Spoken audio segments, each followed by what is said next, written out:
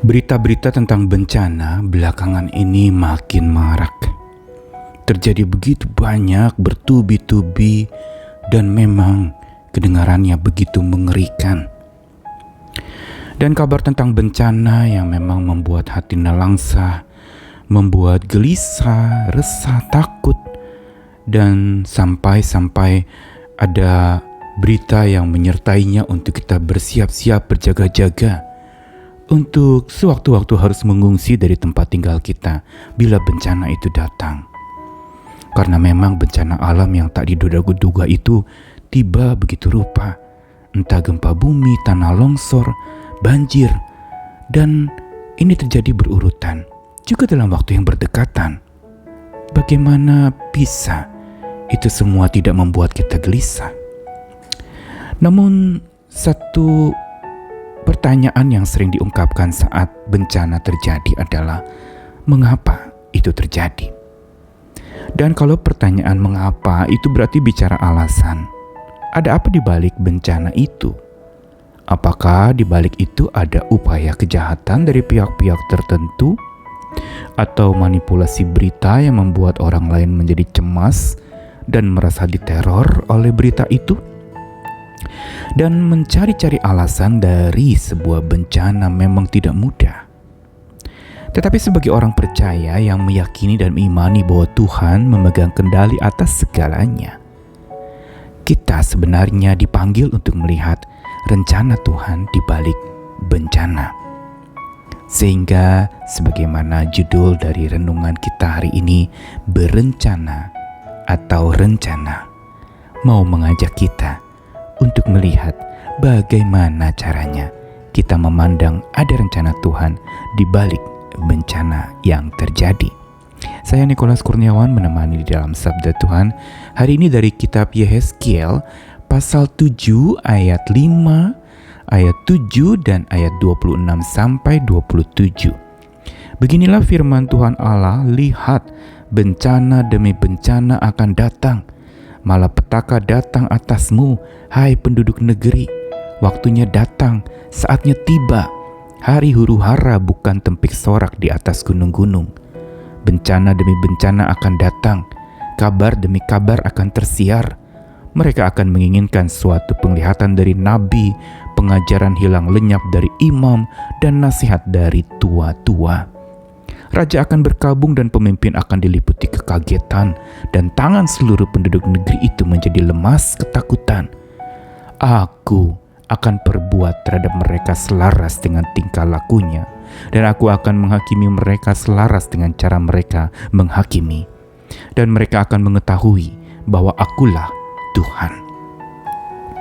Yehezkiel pasal 7 adalah merupakan bagian dari begitu banyak pasal di Yehezkiel yang mau memberitakan tentang penghukuman bagi Yerusalem, sebuah kota tempat di mana orang Israel beribadah. Boleh dikatakan pusat ibadah mereka adalah di Yerusalem. Dan dengan panjang lebar juga salah satunya di pasal 7 diberitahukan tentang bencana yang akan menimpa kehidupan orang-orang di Yerusalem. Ada malapetaka, dan kabar demi kabar itu tersiar. Bencana demi bencana itu akan datang. Dan tentu saja ungkapan di dalam Yehezkiel pasal 7 ini kalau mau dibaca ayat demi ayatnya mulai ayat 1 sampai 27 akan tampak tulisan yang memberitahukan tentang Allah yang membalas. Dan inilah alasannya Allah mengizinkan bencana demi bencana datang, huru-hara tiba, dan kabar demi kabar mengenai bencana itu akan tersiar. Ini semua terjadi sebagai sebuah balasan Tuhan atas hidup dan tindakan manusia yang melawan Tuhan. Namun yang menarik adalah bahwa pembalasan Tuhan yang merupakan alasan diberikannya atau diizinkannya bencana terjadi menimpa manusia bukan sebuah balasan seperti balas dendam. Seolah kita berpikir karena Tuhan diperlakukan tidak adil, atau Tuhan tidak disembah, atau Tuhan dinomorduakan, maka bencana itu datang. Dan ketika Tuhan lalu memberikan bencana itu, kita menganggapnya Tuhan balas dendam. Padahal bukan itu.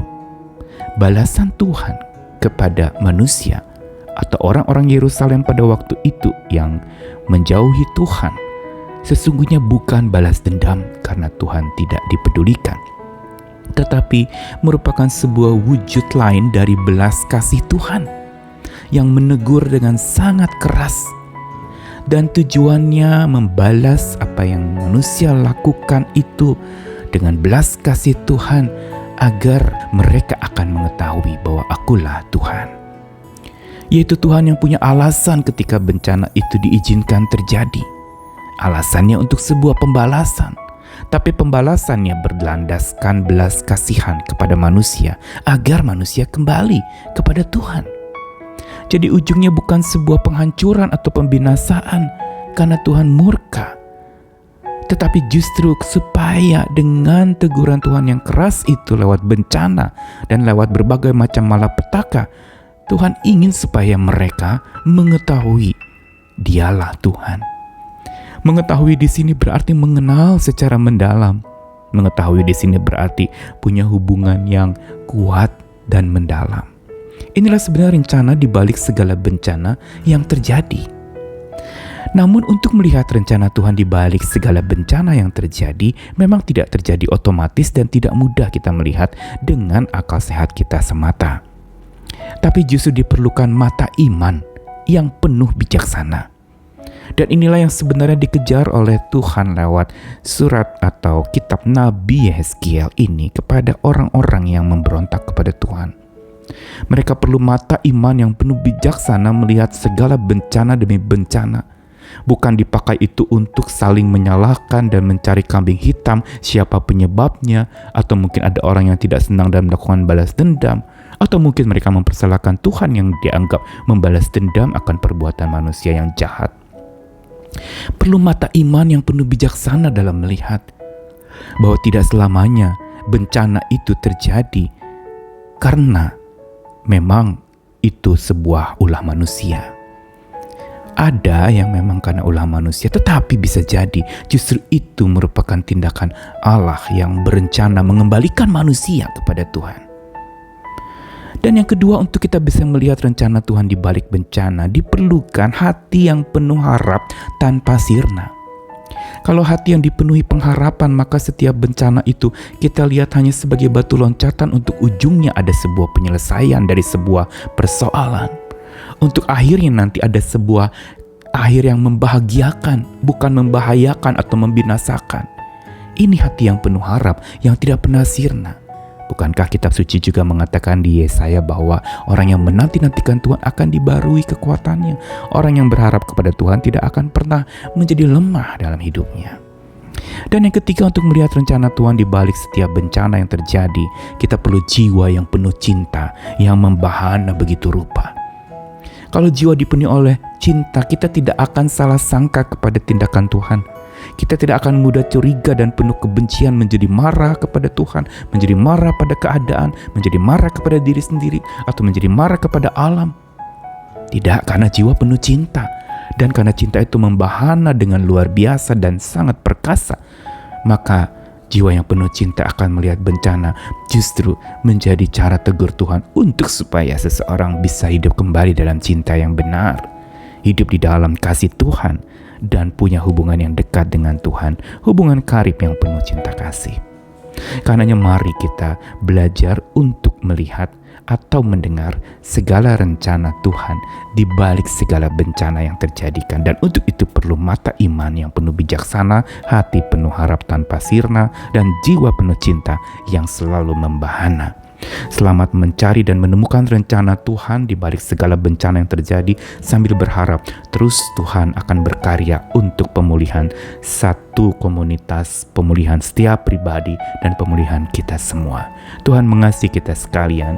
Iman, harap, dan kasih selalu menjadi kekuatan kita untuk melangkah bersama dengan Dia. Amin.